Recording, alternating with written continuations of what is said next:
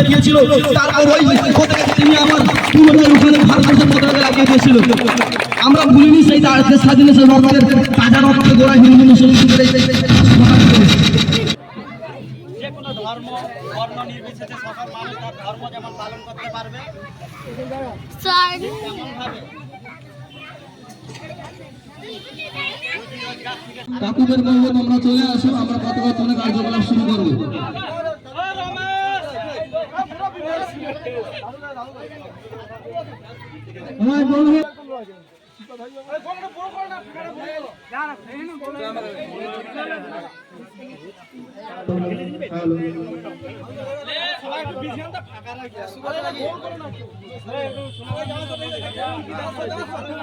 আমাদের 15 আগস্ট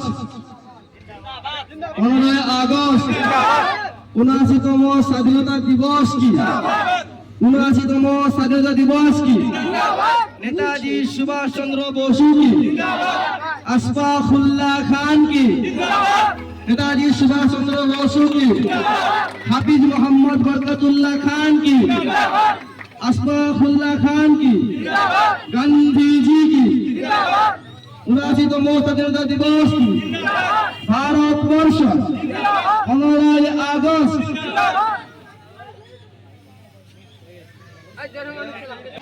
আমরা আর কিছুক্ষণের মধ্যে শুরু করব।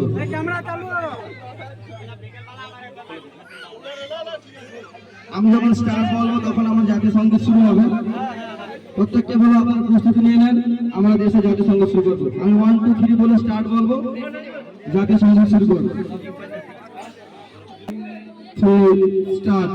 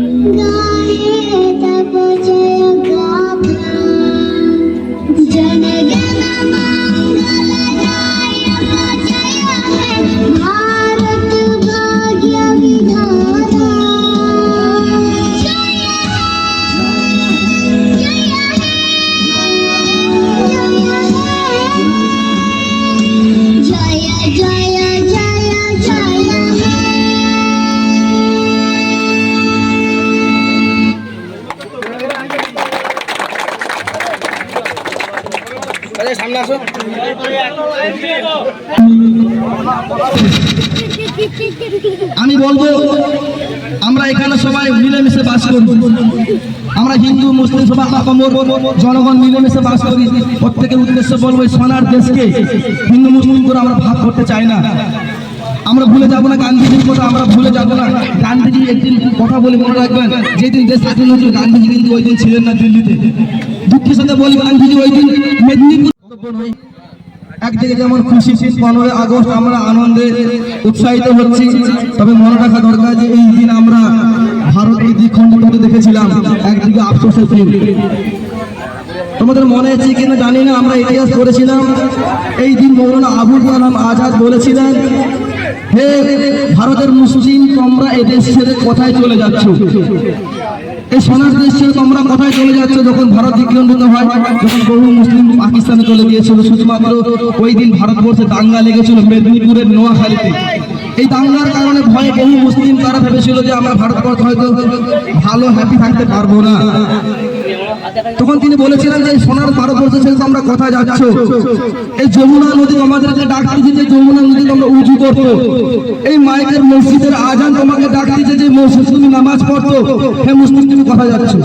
যে মৌলানা আবুল কালাম আজাদ ভারতবর্ষের ইতিহাসে বড় বড় আন্দোলন আইন অমান্য আন্দোলন থেকে শুরু করে অসহযোগ আন্দোলন থেকে শুরু করে ভারত ছাড়া আন্দোলনের প্রত্যেকটা আন্দোলনে তিনি গান্ধীর সঙ্গে হাতে হাত মিলে নেতৃত্ব দিয়েছিলেন। আমরা কি ভুলে গেছি হাফিজ মোহাম্মদ বরকতুল্লাহ আমাদের নামে শুনেনি? তিনি কে ছিলেন? তিনি স্বাধীনতার কয়েক বছর পূর্বে মারা গিয়েছিলেন। তিনি যুবকদেরকে বলেছিলেন, হে যুবক, এই ভারতবর্ষের জমিনে যতক্ষণ না পর্যন্ত আমরা হিন্দু মুসলিম এক না হই, এ ভারতকে স্বাধীনতা করা সম্ভব নয়। তাই তিনি যুবকদের উদ্দেশ্যে বলেছিলেন যে আমি খুব তাড়াতাড়ি দেখতে পাচ্ছি যেভাবে ভারতবর্ষে হিন্দু মুসলিম ঐক্যবদ্ধ হচ্ছে, হয়তো খুব তাড়াতাড়ি ভারতবর্ষ স্বাধীন হবে, হয়তো আমি বেঁচে থাকবো না, কিন্তু এই ভারত কিন্তু স্বাধীন হবে। আর ভারত যখন স্বাধীন হয়েছিল তখন একটা ইংরেজ সরকার কুমন্ত্রণা কয়েকজন নেতৃত্বের কানে দিয়ে চলে গেছিলেন। খুব মনে রাখা প্রয়োজন আছে। তারা বলেছিলেন যে আমরা ভারতে 200 বছর রাজ করেছিলাম ভারতবর্ষের ডিভাইডেড পলিসিকে অ্যাপ্লাই করে, হিন্দু মুসলিমদের বিভেদ নীতিকে অ্যাপ্লাই করে। তারা বলে দিয়ে গেছিলেন যে ভারতবর্ষে যেভাবে হিন্দু মুসলিম এক হয়েছে, এই ভারতবর্ষে রাজ করতে গেলে তাহলে আমাদের পলিসিকে অ্যাপ্লাই করলে আপনারা আবার ভারতবর্ষে ক্ষমতা আসতে পারবেন। ইংরেজের কুমন্ত্রণাকে কিছু মানুষ আজ ব্যবহার করে হিন্দু মুসলিমদের মধ্যে বিভেদ সৃষ্টি করে আজ তারা ক্ষমতায় আছে। তারা প্রশ্ন করে ভারতবর্ষের মুসলমানদের কি ঐতিহ্য আছে, কি ভূমিকা আছে। তাদেরকে আমি বলতে চাই, তোমরা কি ভুলে গেছো আশফাকুল্লাহ খানের কথা? তোমরা কি ভুলে গেছো শাহনওয়াজ খানের কথা? তোমরা কি জানো আজ প্রধানমন্ত্রী দিল্লিতে লাল কেল্লাতে পতাকা উত্তোলন করছে? তোমরা কি জানো ওই পতাকা উত্তোলনের প্রথম নোয়াখালীতে ছিলেন, দাঙ্গা লেগেছিল, হিন্দু মুসলিম দাঙ্গা। সে দাঙ্গা থামানোর জন্য পশ্চিমবঙ্গের বাংলার মাটিতে ছিলেন। গান্ধীজি কিন্তু ওই দিন ছিলেন না। তিনি যখন শুনেছিলেন যে দেশ ভাগ হয়ে গেছে, তিনি মাথায় হাত চাপড়ে বলেছিলেন দেশ ভাগ হয়ে গেছে। তিনি ছিলেন আমাদের লিডার, তিনি ছিলেন আমাদের লিডার। আর আমাদের এখনকার লিডার শুধু দেশকে বিভক্ত করার জন্য হিন্দু মুসলিম ভাগ পলিসি অ্যাপ্লাই করছে। যাই হোক, আর বক্তব্য আমি দীর্ঘায়িত করবো না। আমরা যেন একসঙ্গে বসবাস করি, তাই আমি শেষে একটা আল্লামা ইকবালের একটা কবিতা বলি। তিনি বলেছিলেন ভারতবর্ষের মুসলমানদের ভালোটার প্রমাণ আমরা বলি যে সারে জাহাঁ সে আচ্ছা হিন্দুস্তান হামারা, এটা আমাদের দেশভক্তি। আসসালামু আলাইকুম। আমি এই বলে আমার বক্তব্য শেষ করলাম। আসসালামু আলাইকুম। কথা দীর্ঘ করব না। আজকে আমরা স্বাধীনতা দিবস পালন করেছি। আলহামদুলিল্লাহ, বিগত কয়েক বছর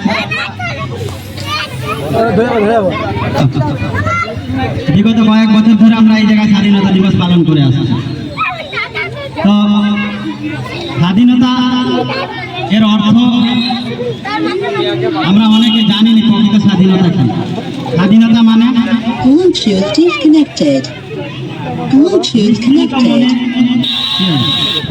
নিশ্চিন্ত মনে আমরা যেভাবে জীবনযাপন করছি, আমাদের দেশের সেনাবাহিনীরা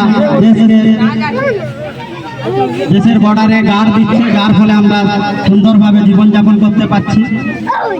আমরা নিজেদের স্বাধীন চিন্তাধারা, নিজেদের মতো কাজ, নিজেদের